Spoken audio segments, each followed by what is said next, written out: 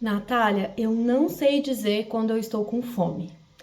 Pois é, essa é uma frase que sempre foi muito recorrente no consultório. Natália, eu não consigo perceber se eu tenho fome ou não, eu não consigo dizer se eu tô cheia, se eu tô saciada ou não. Vamos falar sobre isso. Meu nome é Natália Petri, eu sou nutricionista e por trabalhar com a questão do comportamento alimentar, falar sobre fome, sobre saciedade sempre foi um ponto muito presente do consultório. Na visão da nutrição comportamental, respeito à fome e à saciedade são partes importantes da nossa alimentação. Mas uma frase que eu sempre ouvia no consultório é: mas Natália, eu não sei dizer se eu tô com fome, eu só penso em comer o tempo todo, eu não consigo entender, né, se eu tô saciado ou não, eu só paro de comer quando meu prato tá limpo. Vamos falar sobre isso? Então, eu fiquei pensando nesse tema essa semana porque é algo que eu também tive que aprender a fazer. E nessas últimas semanas eu passei por algumas questões complicadas e quando eu tava, né, passando por isso e eu conversava com amigos, com outras pessoas, inclusive até com a minha psicóloga, as pessoas me perguntavam, né? Como é que você tá? Tá tudo bem? Mesmo pessoas próximas, eu sempre respondia assim, tá tudo certo, tá tudo ótimo. Mas alguma coisa ali dentro de mim não tava bem. Só que eu não conseguia perceber. Eu falava, não, tá tudo bem, né? A vida é assim, vamos seguir em frente. E só depois que eu passei por esse período complicado, que eu comecei a perceber, que eu me senti bem, né? Que eu tava me sentindo ok, sentindo aquele bem-estar, sentindo bem, que eu percebi que eu não estava me sentindo bem antes. E aí que eu fui perceber que não, eu não estava bem, né? Quando a minha psicóloga me perguntava e eu falava, tá tudo bem? Não, eu não estava bem, eu não estava me sentindo bem, eu tinha alguma emoção ali que estava me provocando um incômodo, mas eu não conseguia identificar, eu não estava percebendo. E essa é uma dificuldade que eu trago desde muito nova, a de perceber os estados do meu corpo.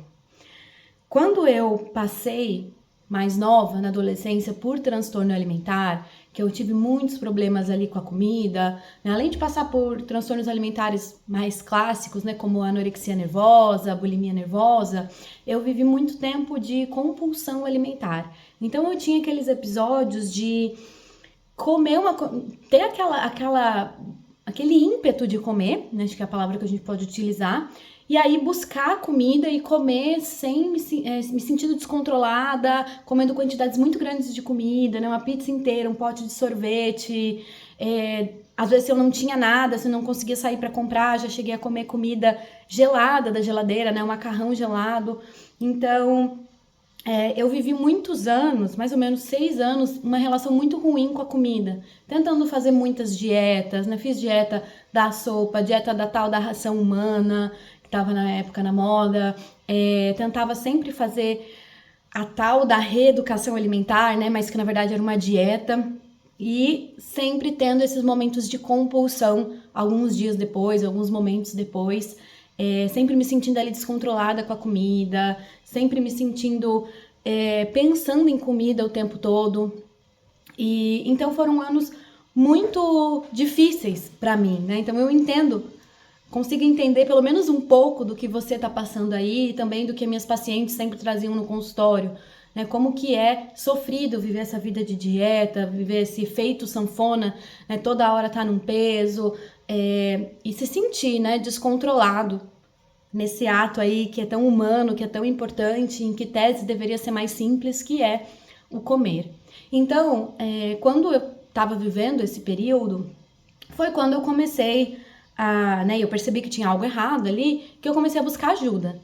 Tive muita dificuldade de encontrar profissionais que pudessem me ajudar a lidar com aquele descontrole, com aqueles problemas alimentares, mas quando enfim encontrei, comecei então num processo, né, de terapia, de me conhecer, comecei num processo ali também da psiquiatria, né, de entender o que eu estava vivendo, aquela alimentação transtornada que eu tinha, e foi quando eu comecei pela primeira vez a olhar para o meu corpo, a olhar para o que eu estava sentindo, né, emocionalmente, pelas minhas necessidades também. E foi a primeira vez que eu comecei a me olhar de dentro para fora, né? E aí eu fui entendendo que a vida inteira eu aprendi a me coordenar de fora para dentro, né? Então eu tinha hora de comer, eu tinha hora de tudo, né? Então eu tava sempre ali me controlando, buscando ter disciplina, uma pessoa muito perfeccionista, né? Aprendi a ser muito perfeccionista, tentar seguir certinho horários e metas e tudo mais. E não tive esse espaço de olhar porque eu precisava, porque eu estava sentindo, para as necessidades do meu corpo. Eu cheguei a perceber naquela época que comecei a aprender ali que, na verdade, muitas vezes eu não percebia nem a minha vontade de fazer xixi. Eu deixava chegar no limite, eu só ia fazer xixi quando eu já estava quase fazendo xixi nas calças, porque eu estava tão desconectada do meu corpo que eu não sabia se eu tinha vontade de fazer xixi, se eu estava com sono, eu não tinha esse espaço ou esse aprendizado para fazer essa leitura. Tudo era de fora para dentro, ou eu tinha que chegar no limite, no limite da exaustão, no limite da vontade de fazer xixi, para enfim atender o meu corpo. Então naquela época eu comecei a ter esse aprendizado de olhar para o meu corpo. Nesse processo de recuperação, do transtorno alimentar e de toda essa alimentação transtornada que eu vivia, foi a época também que eu já estava cursando nutrição. Então, eu já tinha ali também essa busca, de entender aquilo que eu estava vivendo. Eu queria entender mais sobre o que é esse comportamento alimentar, o que é alimentação transtornada, por que eu não consigo seguir cardápio, tem algo errado comigo. E aí eu comecei a estudar sobre transtorno alimentar, comecei a estudar sobre comportamento alimentar, sobre por que eu tinha compulsão, por que eu era tão descontrolada, por que eu estava sempre em efeito sanfona. E nessa época, então, foi quando eu conheci a abordagem da nutrição comportamental e mais especificamente a abordagem da alimentação intuitiva, que é a abordagem que eu me especializei e que vim trabalhando com ela desde então.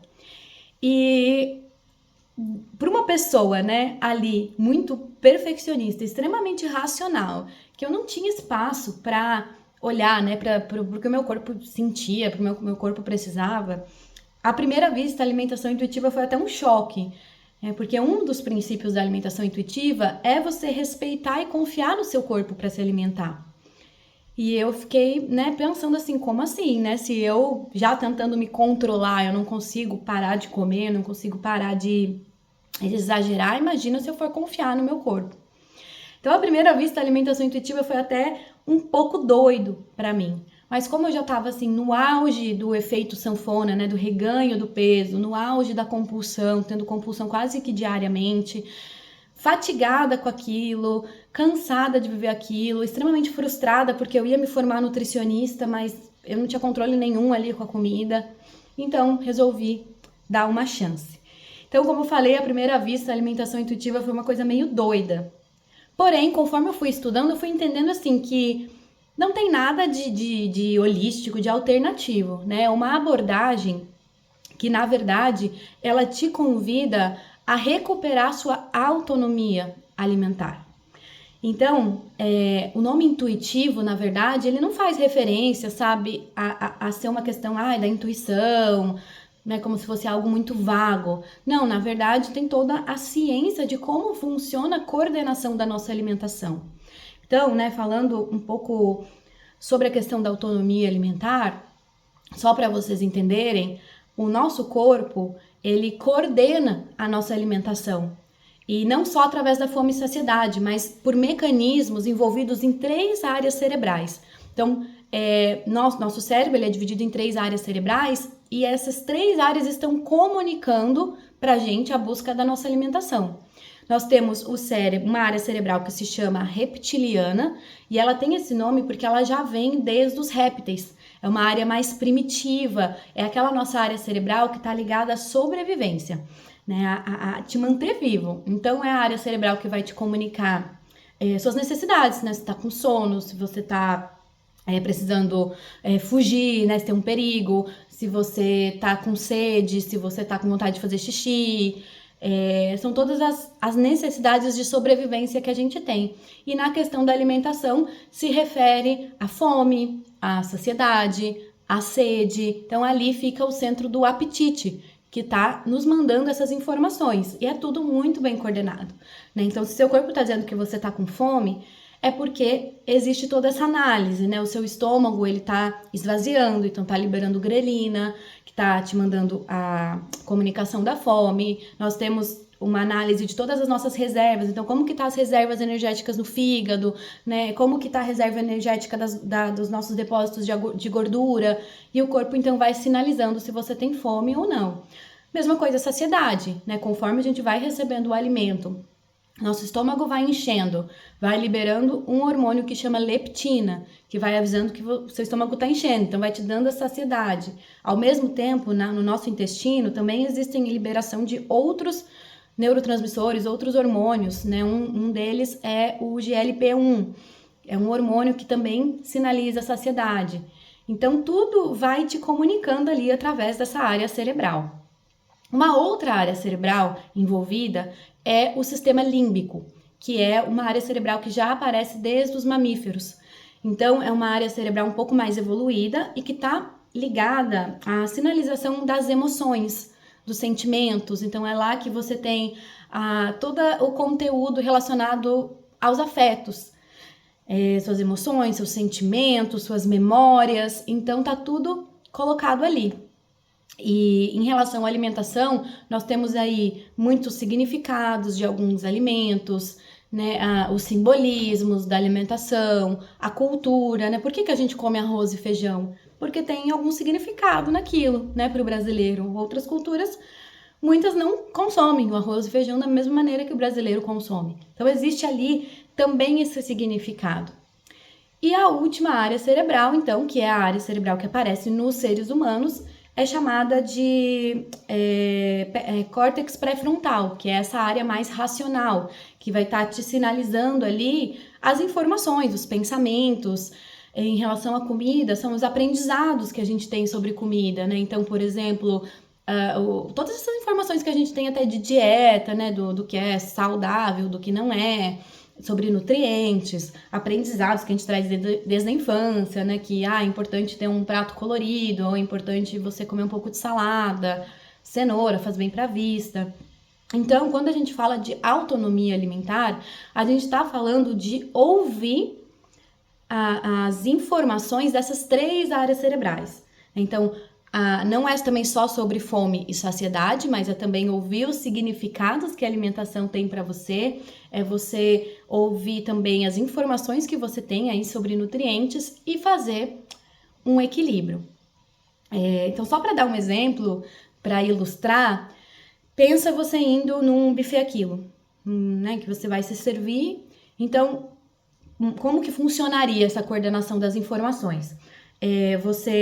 O seu cérebro ele faria essa análise, né? Se você tá com muita ou pouca fome, para te informar ali se você vai fazer um pratão ou se você vai fazer um pratinho. O sistema límbico vai estar te informando ali o que faz sentido para você. Então, eu vou escolher o arroz com feijão porque faz sentido para mim. Não faz sentido para mim comer macarrão com lentilha. Eles podem até ter composições aproximadas, o arroz do macarrão, a lentilha do feijão.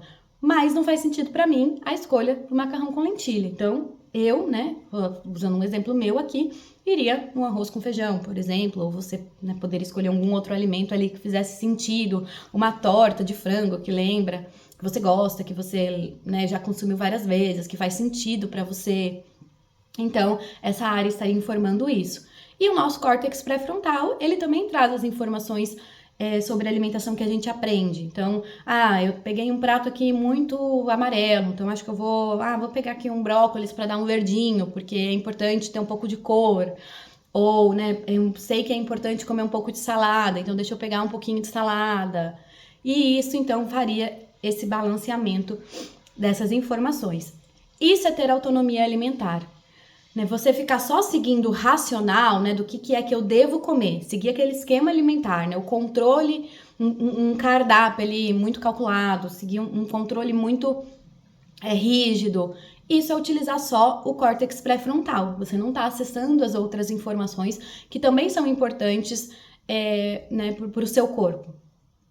Enfim, então só fazendo esse geral, né, para vocês entenderem um pouquinho sobre como funciona a autonomia alimentar. E esse é o objetivo dentro da nutrição comportamental, dentro da alimentação intuitiva, para a pessoa, para o paciente. É aprender a retomar a sua autonomia alimentar. É você conseguir fazer as suas escolhas sem ter alguém mandando em você, ou sem ter uma informação de fora para dentro. Então, continuando, né? Para isso, a gente precisa reaprender muitas vezes a perceber os nossos sinais de fome e saciedade, né? Que é uma das informações ali importantes para a gente poder ter a nossa autonomia alimentar. E o que aconteceu, então, retomando a minha história? A minha vida era muito coordenada de fora para dentro, né? Era muito... As minhas informações ali sobre nutrientes, sobre dieta e tudo mais, elas eram o que eu buscava para coordenar a minha alimentação. Eu não tinha espaço para acessar o que fazia sentido para mim ou não comer, né? Eu não tinha espaço para acessar se eu tinha fome ou não. Eu tinha que comer aquela porção lá que eu estipulei, que alguém me estipulou, e é isso aí. Então, quando eu conheci a alimentação intuitiva, né, e eu estava ali no processo de recuperação do transtorno alimentar, né, tava fazendo terapia, tava com acompanhamento também psiquiátrico, me recuperando, e eu comecei nesse processo aí de estudar alimentação intuitiva, né, de querer rebuscar a minha autonomia alimentar, eu precisei, então, reaprender a entender a minha fome e a minha saciedade, que eram sinais que estavam assim, há muito tempo ignorados, há muito tempo sendo mascarados, né? Porque eu tomava muito café, eu mascava chiclete, eu tomava água, escovava os dentes justamente para não sentir a fome, para não sentir essa sensação. Então, eu estava totalmente ali desconectada desses sinais. E aí eu quero falar sobre um conceito bem importante que linka aí tudo que eu tô trazendo pra gente ir reaprendendo a nossa fome, a observar, né, a nossa fome e a nossa saciedade. É um conceito que se chama Interoceptive Awareness. Esse é um conceito trazido pela abordagem da alimentação intuitiva e que é muito estudado, que se trata, não tem uma tradução exata, mas seria a sua habilidade de perceber os estados internos do corpo.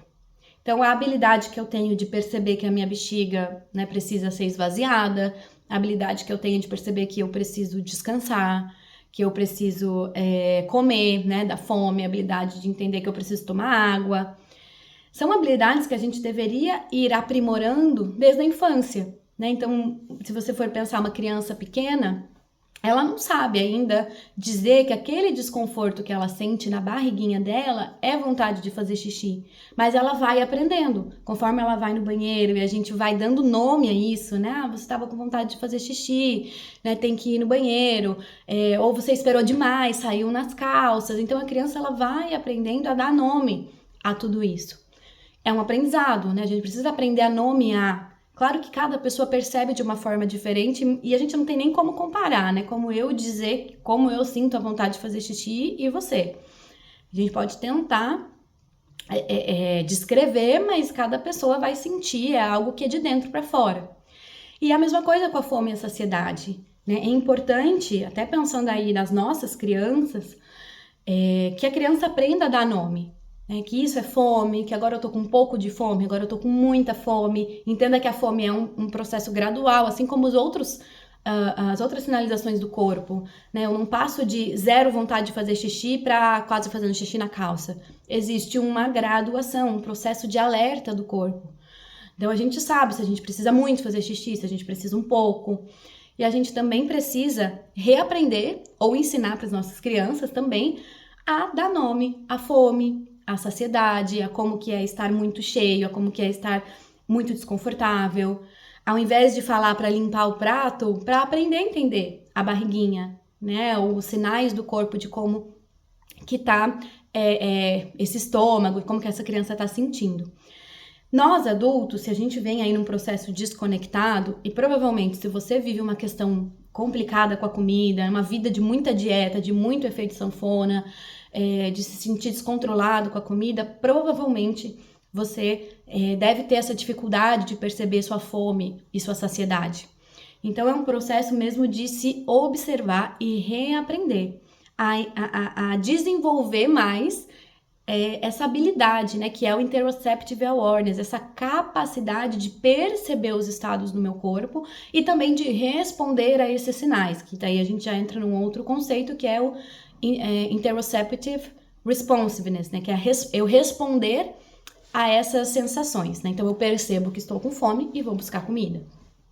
Isso é uma capacidade muito importante para a gente desenvolver a nossa autonomia alimentar, ou para a gente recuperar a nossa autonomia alimentar, né? Estamos aqui falando de adultas. E é um processo que é totalmente possível de você recuperar. É um processo que envolve se observar, é um processo que envolve reaprender, e é um processo que envolve treino. É um processo que envolve treino, a gente precisa treinar essa habilidade. Por isso que eu gosto muito da palavra reabilitação. Imagina que você sofreu um acidente, ou uma pessoa, né, que sofreu um acidente, perdeu ali temporariamente a capacidade de andar. E agora ela precisa reabilitar, né? Então ela precisa reaprender a andar. Então, às vezes o cérebro dela até ali sabe, né, que tem que dar o passo, mas o corpo dela precisa reaprender. E esse é o trabalho que eu fazia em consultório e que eu também quero convidar você a começar a fazer, a essa reabilitação de observar os seus sinais de fome e saciedade.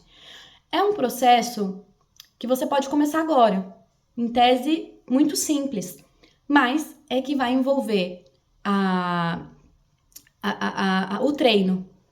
Opa, ligaram aqui. Mas continuando aqui o nosso vídeo, então, existe aí uma técnica que eu vou passar para vocês que chama os 3 P's. Os 3 P's da alimentação intuitiva, que é para você recuperar e aprimorar, desenvolver nessa sua capacidade aí do interoceptive awareness, é você aprimorar sua capacidade de perceber sua fome e saciedade. Então, nós temos o prestar atenção.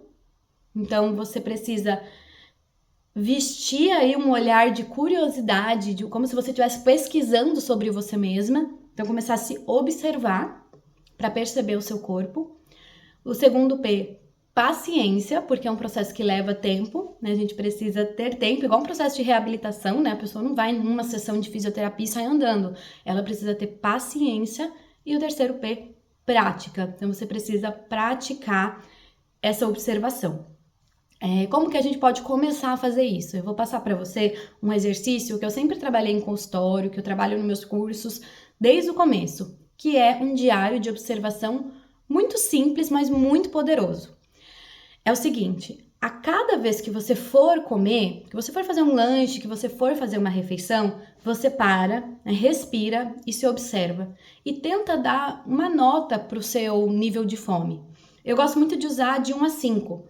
A escala é a que eu mais gosto. Existem várias escalas de fome e saciedade, mas essa é a que eu mais gosto, né? Então, seria ali o 1, tô com um pouquíssimo de fome, né? Então, eu comi há pouco tempo, não tô com fome. O 2, começando uma fominha. O 3, é uma fominha, assim, leve, talvez daria para eu comer um lanchinho. Se uma refeição grande se aproxima, eu posso esperar. Então, é aquela fome ainda que você pode esperar, ou você pode comer uma coisinha agora. O 4 é uma fome já grande, então você quer realmente sentar e almoçar. Eu falo que é a fome de almoço, fome de jantar, né? Uma fome grande que você quer comer. E o 5 seria o estado faminto, assim, que eu já passei, né? Eu precisava ter comido, eu não comi, eu já estou há muitas horas sem comer. Eu tô começando a ficar irritada, eu tô começando a ficar desconcentrada, mau humor. Então, assim, eu já passei da fome e eu vou comer o pé da mesa se me derem, né? Eu vou comer de uma maneira até mais descontrolada. E aí você tenta dar uma nota de 1 a 5.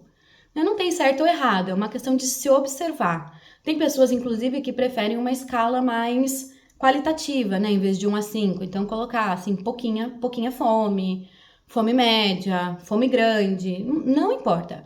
A tarefa é se observar. Para te ajudar nesse exercício, eu sempre sugiro anotar, porque quando a gente se propõe a fazer uma atividade, a gente acaba lembrando. Então, você pode anotar numa folha, né? Botar lá o horário, a nota de fome e aí depois de comer a nota de saciedade. Ou você pode anotar no bloco do celular, né? Que eu acho que hoje em dia a gente faz mais tá mais com o celular na mão, onde quer que você queira, você pode mandar ali as suas notas de fome e saciedade. E a saciedade é a mesma coisa, eu também gosto da escala de 1 a 5. Então, seria ali o 1, nada saciado. Então, vamos supor, né, eu fui pra mesa e eu tô começando a comer, tô nada saciado. O 2, estou começando a me saciar, né, aquela primeira busca da fome vai se acalmando. O 3, tô ficando mais saciado, já nem tô mais com tanta fome, mas assim, eu não tô pleno ainda, né? Eu tô assim mais calma, porque sai aquele desespero que às vezes a gente sente na fome. Tô mais calma, mas eu ainda não tô assim bem saciada. Se eu sair, eu vou sair ainda com um pouco de fome. O 4 seria, então, um confortavelmente cheio, né? Porque a saciedade, gente, ela é isso, ela é esse sentir cheio, pleno, é uma sensação de plenitude, mais confortável. É isso estar saciado, ele é confortável, você sair da mesa se sentindo, nossa, pra mim, né, pessoalmente, é aquela sensação de matei o que tava me matando, porque a fome, ela é um desconforto, né, e aí você vai e come, nossa, né, que gostoso, ainda mais se foi uma comida boa, daí a sensação é melhor ainda.